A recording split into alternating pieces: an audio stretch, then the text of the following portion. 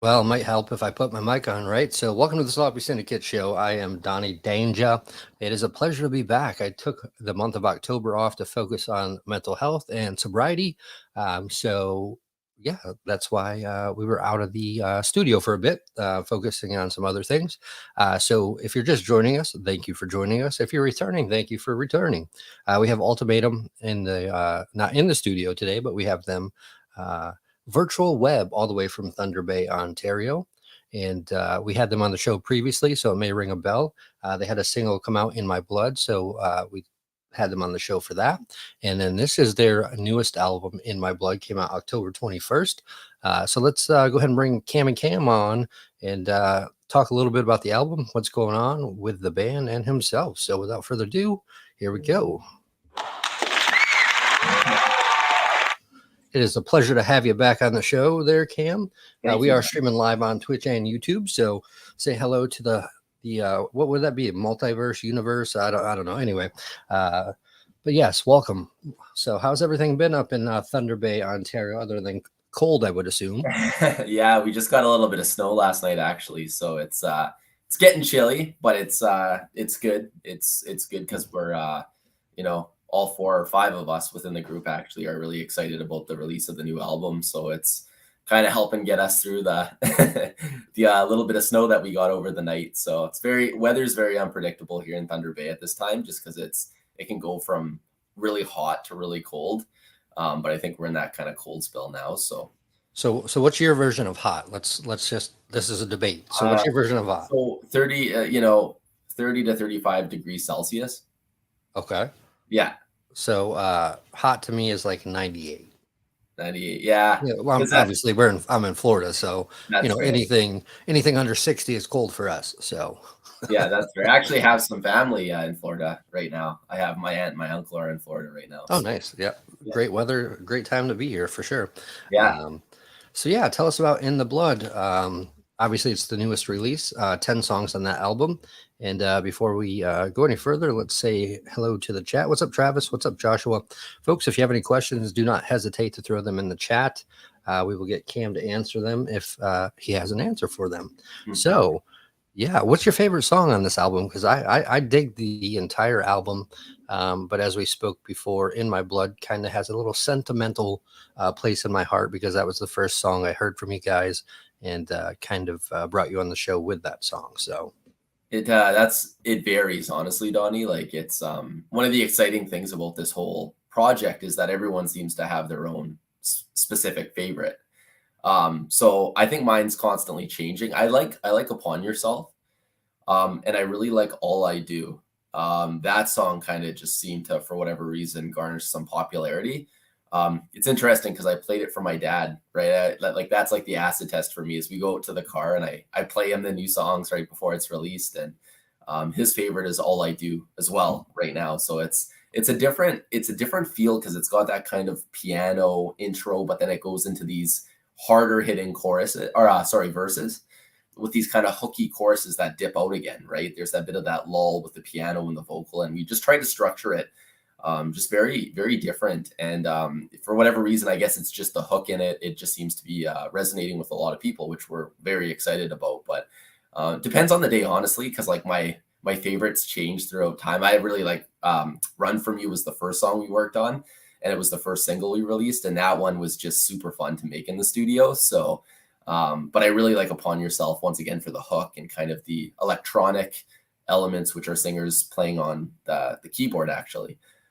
So the electronic infused portions are him playing the piano, and then I mimic some of those. And I'm fortunate enough to be able to play all the guitars on this album. So with the exception of the bass, that's James, our bass player, but all the electric and clean and acoustic guitars were really fun to kind of do because I was able to layer them how I envisioned in my head. So yeah, and I even had to message you recently, and I'm like, the electronic portion of it, the piano, it sounded straight like organs to me, and I was like, is that the organs or what is that? And I just took me back to like the organ days, like the super old school organ.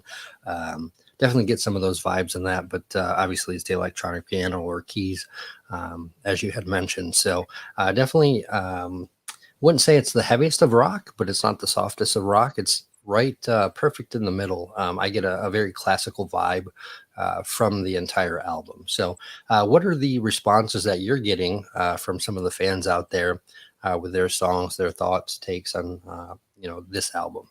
Well, it's been interesting because a lot of people actually have been comparing it to 90s, like 90s, late 90s sounding music, which is interesting because I Yep, I mean, can get that.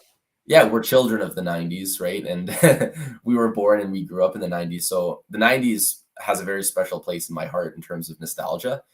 That wasn't a conscious decision or a conscious effort on our part. I guess that's just how it's translating with certain people, which I love. I love to hear that, right? I love to hear what people all over the world have to say. And one of the things that we were discussing too is that it's everyone seems to have their own favorite or favorites on the album out of the 10 songs and so that's really exciting because I get to hear people's different takes on the songs. And we were fortunate enough, actually, there was one person who said one of the songs saved their life um, um, in Greece. And that was really, really cool to have that kind of an impact when, because music's been such a savior for us Absolutely. through hard times, right? Like it's been a huge lifeline. And to do that for someone else and to get that kind of feedback from that person, it's very, very special. So I mean, it adds a whole new dynamic and purpose to what we're doing. And so just anything along those lines, and just it's really cool to hear different people's takes, not only from within Thunder Bay, but all over the globe. I mean, that to me, honestly, that's a little bit more exciting because you get to hear what other people from different backgrounds are saying about how our music makes them feel and how that translates to them. So it's very Yeah, and exciting. that's very, for instance that you just spoke about, that's very, kind of like heart touching for you guys, and very, at the same time, I think it'd obviously be rewarding to know that, you had saved somebody's life with one of your songs. So that hits pretty heavy. And so Vato, thanks for joining us. He says, hit the like button. Folks, you don't want to mess with Vato, so you better go hit that like button. And a good question here from Mr. McMill. Any tour dates coming up or Not shows? not tour dates per se, but we have a show actually coming up that's going to act as a bit of our unofficial official CD release party. So that's in Thunder Bay. It's in a new club, actually. It's called Atmos. So if anyone's in town for whatever reason, if they're in Thunder Bay, we'd love to see you. It's November 26th, and it's a new venue for us. Like it's a fairly new club in town. They get a lot of like DJs, but they get a lot of like hard rock bands as well, to like metalcore to so it's a pretty cool diverse club that's I think being promoted really well. So and we're fortunate enough to be on a bill with a band called The Fixer. It's their debut album. It's female fronted hard Okay, rock super cool. goth rock band. A little bit of Evanescence feel in there, and then also like I don't even know how you classify metalcore, but they're called Railgun, and they're phenomenal at the style. Like they're expert musicians at what they do, and we've played with them since we were in our teens. So we're really looking forward to playing on the same bill as them again. And then there's another band that's more of an industrial style, I guess, electronic duo opening. So it's a very diverse bill, which is always exciting for us. But yeah, November 26th, Atmos and Thunder Bay. That's kind of like the one that we have on our radar. I mean, as far as beyond that, we're open to any and all kind of suggestions and options beyond that point, and we'll definitely be transparent about that on our Instagram. But we're excited because it's been a while since we've played together, with the pandemic and everything. So it's we're excited. Like I said, we're excited to hear how the audience responds to our stuff. And it's cool because for the first half of the set, we're playing kind of older stuff from like various projects, and then for the latter part of the set, it's all songs from In My Blood. So we're excited for that. And I had something in my head and I totally forgot about it. Squirrel brain. So sorry about that, folks. But yeah, we were talking a little bit about the '90s, and I'm like a fat kid in a candy shop right now. So I just got my N64 back from being repaired. So I'm literally like, right before the show, I'm setting it up and putting the old school TV in, and here and trying to because I got the TV here, the studio wall. So this be like a big studio where I can just kind of sit and hang out on the couch and play the old school video games. But yeah, I don't know how I haven't been this excited in a while to play video games, so it's pretty cool. So, speaking of the '90s, kind of taking it back a little bit. So, I can relate uh, to that. I loved N64. right. I That was mean, that was the first game system I had or whatever, and it was I don't know. Once again, very nostalgic. Yeah, like blowing out the right. cartridges because there's dust in there. And like the NES was the first system I had, and obviously I have an NES as well because I collect the games and things like that. And I don't know how I had the patience as a kid to deal with this because as an adult, I want to throw the thing against the wall because literally you got to push it down, hope it hits. If it doesn't, you take it out, blow it, push it up, push it down. And I'm just like, you know, as an adult, I have more patience than I did as a kid. So how did I do this? But so yeah, the N64 is much easier, just blowing the cartridge, pop it in. And those things were built to last. Heck, my NES, 80, 90, 1990 roughly, I got it, I would say. So, I mean, those things are like tanks. Totally. But yeah, back to the music. And so, we talked about the show. Is that your first show as a group back together since the pandemic, or have you done a show, with the album, or prior to the release of this album? Well, it's that's an interesting question, Donnie, because we my base it's interesting. There's this Canadian rock band, like a classic Canadian rock band called the Tragically Hip, and they're incredibly well known in Canada. Like they were, but they're not as well known, I guess, internationally. But we a couple years ago, the singer Gord Downey passed away. And so what we've done is our bass player sounds a lot like Gord Downey. So we started doing this Tragically Hip cover thing. And all the proceeds go to his charity, his foundation for brain cancer research. And so it's all the proceeds go to a really good cause. So we've played a few of those shows with my bass player singing, me playing guitar, lead guitar, and then Brendan, our drummer, Brendan Byers, playing drums. And then we have two other gentlemen from different local bands that are filling in for bass and rhythm. And so we've done that. We've done a few of those shows just because there's been a real demand for that. Apparently, like it was only supposed to be one, but it cascaded into many. And it's just a bit of a side thing. But once again, it kind of does draw traffic back to the Ultimatum thing. So we were supposed to actually play a huge festival in Thunder Bay. But due to lack of government funding, they said they got canceled because of the pandemic. So that was supposed to be at like a 4-day festival here in Thunder Bay, and I think we were headlining night 3. Okay. So it was super super exciting. And like it fell through. It was advertised very well. It was on buses, on billboards. It was everywhere, news, radio. But then it fell through kind of with days prior to it actually happening due to lack of funding. So that was kind of a bummer, but there was a lot of options and a lot of cards on the table, but our primary goal was to get this album out. And it hasn't been out very long. It's just been out for a few weeks. And so that was kind of the push, is just to wrap that up. And also too, when we're in the studio, like moving stuff from our studio to a live setting and then back into the studio to record, like we have to make sure the drums are mic'd the same way. So when we're writing an album, we kind of go into like a bit of a hibernation mode to the rest of the world, where we just isolate in the studio and we get everything done and all the tracks done, and the mixing and mastering doesn't have to be done. But as long as all the tracks are there, then we can start to kind of go and play live again. But during the pandemic, like last we spoke, we were able to write 2 full-length albums. So we were, Oh, nice. Okay. yeah, trying not to waste any time in terms of like content and productivity with writing music and releasing music. So this album, In My Blood and Born in the Afterglow, completely opposite albums. But the artwork was done by the same local artist, actually. We were very fortunate because she's, like I've said in many interviews, she's a very talented artist. And we kind of describe what we're wanting in terms of what we want it to look like, and then she creates it, and then it helps inspire the music as well as we're writing. So yeah, so it's been really cool in that respect.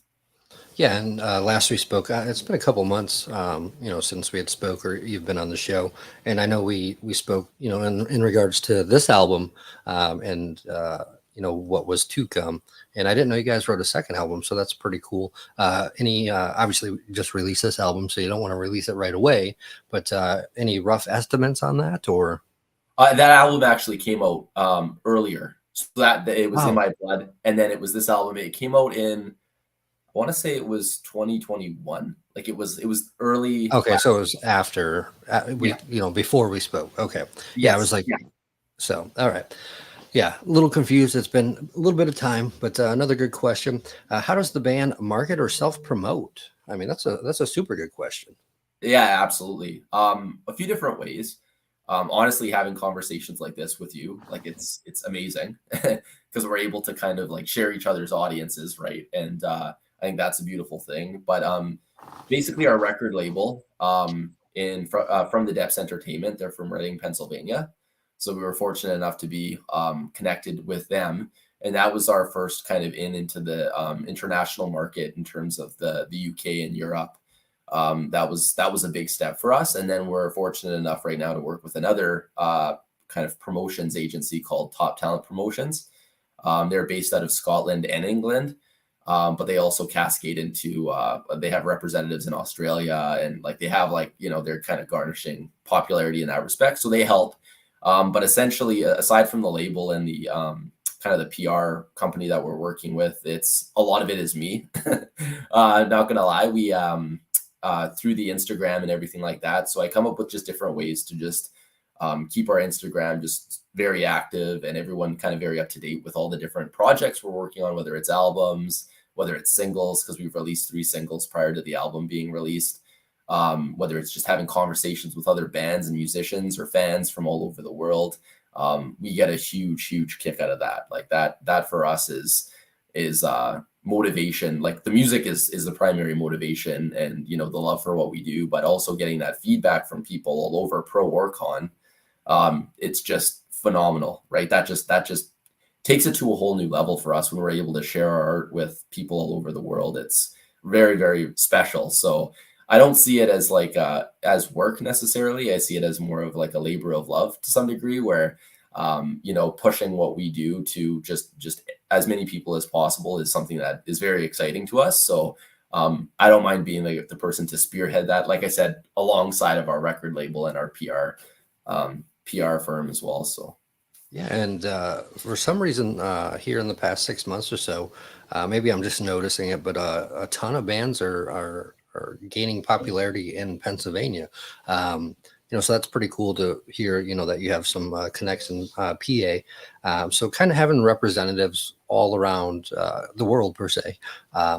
Where your what market does best for you? We earlier you spoke about someone in Greece. So where I just find it interesting, being worldwide.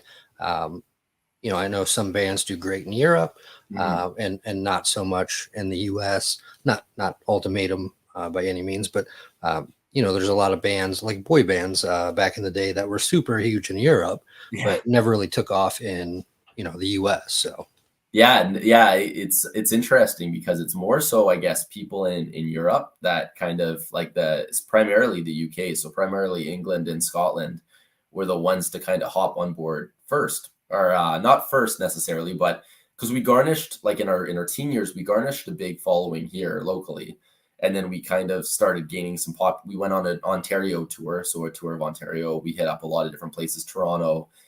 We had a couple nights there, and then we came back, and then we started getting some recognition in the States, where we started appearing in a few magazines, and then we got word from our record label, and that was very exciting. So we kind of, to some degree, we kind of put the local scene on the back burner because we were so excited with all these new things, these new opportunities that were coming up. And then it was our label that actually got us on our first radio station in Scotland, and that was just so mind-blowing to us at the time. And so and for whatever reason, it seemed to flourish in the UK, and people over there just seemed to get it. And so even just working with a PR company in the UK is very beneficial to us. But on this last album, a lot of people in the States too are kind of gravitating towards it. So it's more so America and England and Scotland are like the main ones, but Europe as a broader kind of entity, they've been really kind of supporting us as well, right? Canada's kind of slow to catch up, like, and I'm not saying that in a nasty way. I'm just saying that, like, for whatever reason, we're fortunate enough where people in the States and people overseas seem to understand what we're trying to do here, right? We're trying to bring something new to the table and not replicate or repeat things that have already been done and try to profit off of the existing sounds that we know work. We're trying to bring something to the table as artists, right? First and foremost. And I'm trying to leave our stamp to some degree where, and we're getting a lot of criticism for that, whether like luckily on this album, all very good criticism, like all very positive. And but that's the risk you run when you do something new and different, right? Is you get people that are like, oh, this is exciting, or you get people who say, well, I don't get this, right? Or I don't like the singer's voice, or because he doesn't sound like anyone else, or but that's exciting for us too, because it means that we're pushing the boundaries as artists and as musicians, and we're trying to create something that's new. And come what it may, right? But we're very, very fortunate to be able to, interact with people all over the world and have conversations with people such as yourself, Donnie, and be able to kind of tap into new audiences through those means. So yeah. Yeah, and the singer, he definitely has a very unique voice, and so that's something that kind of stood out immediately. The first episode we did with you guys, I was like, man, it's not a voice that something, not a voice you've heard before. So kind of unique in that aspect, and then you add the keys in it, and I mean, there's so many variables that you guys kind of add into your music that, like you said, is a little bit different than the mainstream or the norm. So I definitely can respect that as a avid music lover, and not a very good musician, but trying to be, I guess you could say, trying to learn the guitar.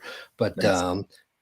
I might go to the bass because it's a lot easier. So just slap at the bass, man. But yeah. So if you go to Scotland and you don't hire me, you don't even have to hire me. If you don't, I'll volunteer as the roadie. So if you go on tour to Scotland, you don't have to pay me. I'll do it for free. That'd be I just want amazing. to go to Scotland. Yeah, I hear you. I'd like to as well. Yeah, I went to a couple of years ago. I went to London, and I've been over to Europe like a few times. And but yeah, Scotland would definitely be cool, especially just because of the the history with the band there. Like it was very odd, like how it happened too. And it's how it happens with most bands. There was one DJ named RJ Bailey, and he liked the sound and he liked it enough, and he did a record label showcase from our label, and we kind of led the procession in the overall playthrough of that show.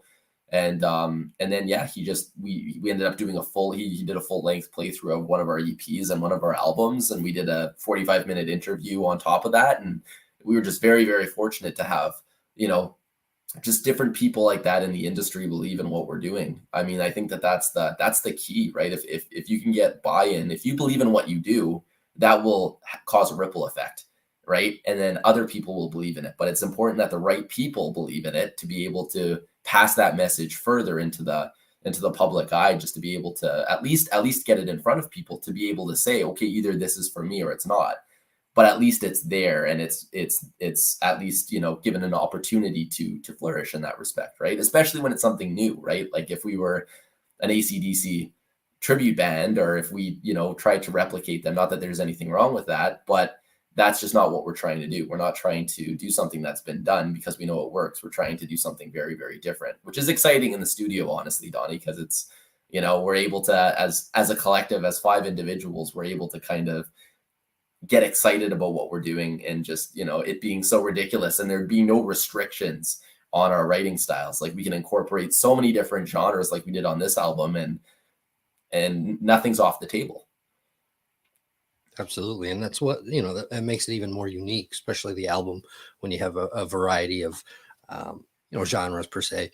And man, the word genres anymore is so overrated, because there's so many genres now. Like you got subgenres, you got like it's getting crazy how many genres there are now. But so one of the songs on the new album, Last Chance, is there a meaning behind that song? Because it seems pretty powerful. Yeah, thank you. Yeah, actually that's it's another one of my favorites, depending on the day. I almost thought that I wanted to that was in contention to be released as a single too, just because I love the sound of it. The meaning behind it, I always interpreted it as just very dark and kind of romantic, right? Like if you listen to the chorus, it seems very hopeless, right? Like it's like the last chance to dance, right? You know, and it's kind of like that. It almost feels like the world's coming to an end, and you're with this person that you care about, and you're dancing with them, and you know, you're spending that time together before everything just explodes, right? And I just found that, and paired with the music, like I just found that that was one of the ones that Sam sent me some rough demos of these piano, like these synth ideas, and I thought, oh, that's, you know, that's a really cool vocal on top of that, right? So when I got to the studio with Brendan, our drummer, and I put down these guitar lines, right? I wanted it to sound very epic, because it could have sounded however we wanted to. It could have been like a romantic, you know, ballad, or it could have been a big powerful song. So I didn't really know what was going to happen. So I added all these guitar tracks, and then Brendan comes in with this almost like breakdown drum feel, right? Like over the chorus. And that's not what I expected, but it just made it sound so powerful, right? Because you have the intro, which is called Six, that goes in a Run From You, which is a single. And then that's like the new song on the album that people are going to hear if they've been following the singles. So it was just, you know, just big, bold, and it was just huge when the drums were added. And I was just so excited about it, because it sounded like a breakdown with these dark, kind of romantic lyrics and these soaring guitar tracks over top with this techno synth underneath. It was just like, oh man, I don't know how people are going to react to this, but I was pretty excited about it when we wrote it. So I definitely dig it. So I got it playing in the background. I'm going to turn it up just a little bit so the folks can get a little taste of it. perfect.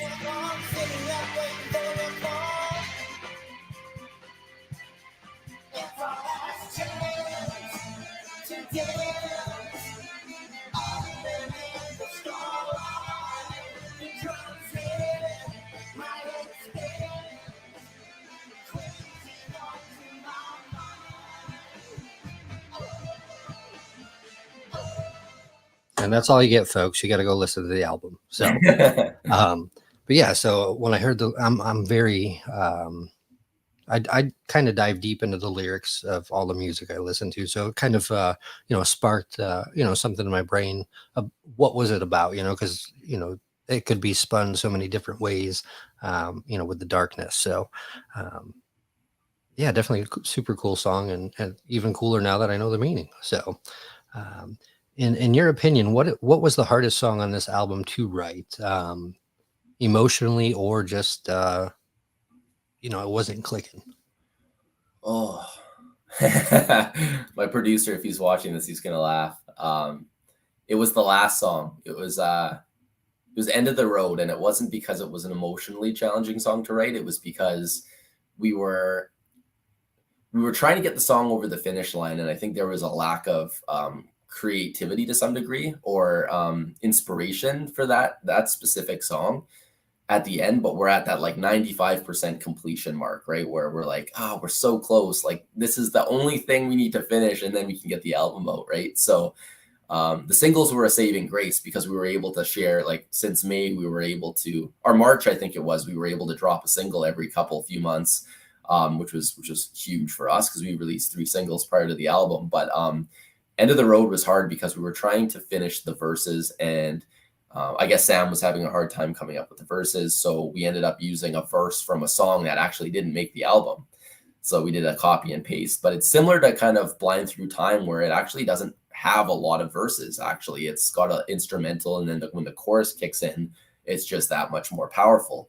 But the reason it was challenging is because it was the missing one, and it was also the one that we were all kind of the least excited about, just because it made sense for it to, thematically and instrumentally, it made sense for it to end the album, but it needed an overhauling in terms of not just the lyrics, but in terms of the instrumental content as well, for us to all be excited about it. So I remember it was the last one we worked on. I added a bunch of lead tracks to it, and that seemed to kind of garnish some appreciation for the album. So our producer did a complete remix of it, and I'm not even sure, Brendan might have even done some different drums over top, but it turned out to be a really cool track, actually. Like, so that was probably the most challenging, only because it seemed at one point in time to be the roadblock that was right in the way of us releasing this album. So there was some talk of us releasing a fourth single, and I didn't really want to do that necessarily, because I didn't want to give away too much of the album. Like as a listener, I love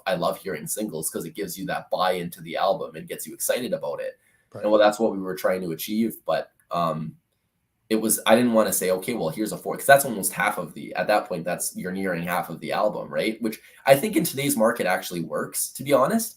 Like, because each single can be digested versus It's like just a little drop. tease, wait a little bit, another little tease, and then, three, It's four songs, and then, all right, we're going to drop it. So, totally, exactly. So, and so that was the challenging part. But other than that, I think they all came together well because we were, Sam was coming up with these ideas on his piano at home and emailing them to us, and I was sitting there and listening to them without my guitar in hand, just listening to them. And then when we were able to get together again in the studio, Russ, Brendan, and I got together first, and we were just able to build these songs into full blown instrumental, components and tracks. And then we got James in, our bass player, and he was able to kind of put the bass in. I just put mock bass in initially just to kind of fill it out, so our producer can kind of do a quick preliminary mix. And then James comes in and puts the actual bass track or tracks, because he's actually in a few instances he's done like multiple tracks where he's done a higher track or another little riff, like In My Blood or Run From You come to mind. And which is really, really cool and exciting. But then we were like at that point where we're like, okay, let's get it out, because I'm excited for people to hear this, right? So that's the tricky part, unfortunately, about working in a group, right? Is that I can be done all my parts, but because someone else hasn't done all their parts, we're at a bit of a standstill. But I think we're all very excited about what we've done here. Like as a collective, I think we're all very, very excited. And we all have our own personal favorites too. So. and you guys write in-house, correct? So it's a collective between the five of you. You kind of sit down and write. You don't, I have a lot of friends that are songwriters, and I know not a lot of bands, but obviously they're songwriters for a reason. But everything you guys do is kind of in-house, collective between the five of you. So. Yeah, it honestly, Donnie, it's different every single time. Like the last two albums were a similar songwriting process where it started as an idea from our singer, because he was able to record things at home during the pandemic, and then we would be able to listen to them and build them before we even got to the studio. But in the past, I could have come together with a fully finished like orchestration, where I had like there's been times where I brought a keyboard in, I did some of that, I did some of the bass, the guitar tracks, and then I sent it to the others and said, what do you think about this? And then we build off of that, or it can literally come out of nothing in the studio. One of us tinkering around with the guitar, and then all of a sudden, it's usually Sam and I or Brendan and I, we sit down there and we build the song into then next thing you know, it's this fully completed song, and we just wrote it and recorded it, and we can listen to it when we're driving around on our little USB sticks that our producer gives us the next day in the car. So it's really, really exciting in that regard, because we don't have one definitive writing style. Yeah. Yeah, and it's crazy how some songs come together so quick, lyrically, and then some you're just like, man, I got a little bit, but I can't finish it. So, and a lot of your songs have a very catchy chorus or a riff, as you would say. And Mr. McMillan, really enjoyed the show, always informative. Pleasure having you in for the show. Glad you enjoyed it, and hope to catch them live. Absolutely. I'd love to see them in Florida, and hopefully they go worldwide soon. If anything, you probably will have a show in PA with your record label eventually. So that would be cool. Yeah, that would be awesome. That's not too far from me, so I may have to take the little trip up there. But yeah, so where can we find Altamadum? You got merch, vinyls, anything that we can support the band? Vinyls would be cool. I think for this album too, just with the artwork, I think that would be very, very cool. But right now we've just done a digital release, so the album is available on all platforms.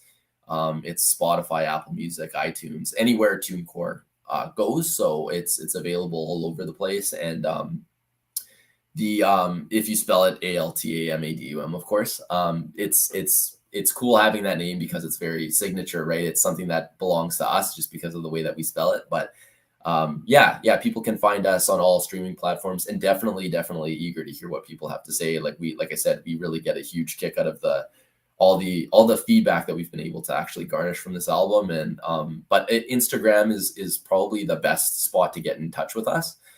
just because we monitor it daily.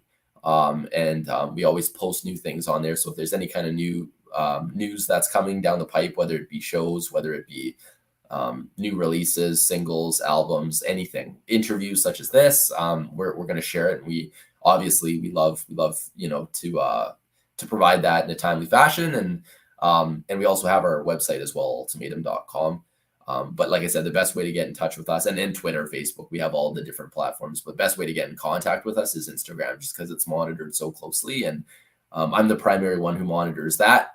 So definitely looking forward to chatting with anyone who's given the album the time of day to listen. So there you go, folks. That's where you can catch or find Altamadum and catch them at a upcoming show. Hopefully, they do have a show coming up soon at the end of November in Thunder Bay, Ontario. That is Canada, if you don't know, folks. Little geography lesson for you, but yeah, it's a great show. Great having you on. And go stream on whatever platform you use. Spotify is my preference. And it's funny talking about IG. IG has become like I'm the same way. I do a lot of business on IG, and sometimes I'm like, all right, this isn't professional, but everybody's using IG now. They're like, all right, hey, what's up, Donnie? Even, for shows and different things like that. So I'm always like, in my mind, I'm like, should I send an email or should I send IG? So yeah, just kind of a funny story where, technology plays a big part. So, but pleasure having you on, Cam. Any final departing words for the fans out there? Yeah. Thank you, Donnie. Like, this was a pleasure to be able to come on your show again. We're big fans of what you're doing too, brother. Like, we've been watching you and the other artists too that you've had on, and we're connected with the Dev actually. I can't remember how we're connected with them. I don't know if they had something to do with our record label, but there's a tie there somewhere. Oh, very cool. Yeah. So that's one of the other really cool things about this is, like, you can create such a huge music network globally. Absolutely. With no restrictions through Instagram too, and that's what we're kind of leveraging it for. But final words would just be to, for people just to have a listen to the album. It's not a super long album by any means. I think the runtime is in between 35-40 minutes. And you can start with the singles too, as kind of like a little feeler: Run From You, In My Blood, and Upon Yourself. But yeah, it's definitely one of those albums that we're just incredibly passionate about. And like I said, give it a listen, and always send feedback our way. And because we're definitely excited to touch base, and stay tuned too, because there's even newer music kind of in the chamber as well, right? So we're one of those bands that we don't wait a long time to kind of release something. Like, we're very prolific. We've been described in certain magazine articles, and we don't take a lot of time off, which a lot of bands, I guess, do, and maybe we should at some point. But we just like dropping singles, and then having different avenues to like TuneCore, just to be able to kind of upload music whenever and share that with the world is really, really cool as well. So stay tuned, because there's some talks about a deluxe edition of this album being dropped at some point, whether it's in the form of a double EP or it's in the form of just an extended version. But there's a lot of stuff in the works. But we're really kind of, like I said, right now our main focus is to push the In My Blood album, and to really just have conversations around it, and do interviews, and just do this kind of press run that we're on in terms of the album. And then we're always working on new stuff in the background to kind of release in a timely fashion when it makes sense to do so, right? So. And definitely, absolutely, some bangers on there, folks. So I can't stress it enough. Go check it out. Let them know how you like the music. And hopefully we pleasured your ear holes just a bit. And we'll see you next time, folks. And remember, keep it sloppy. All right. Thank you.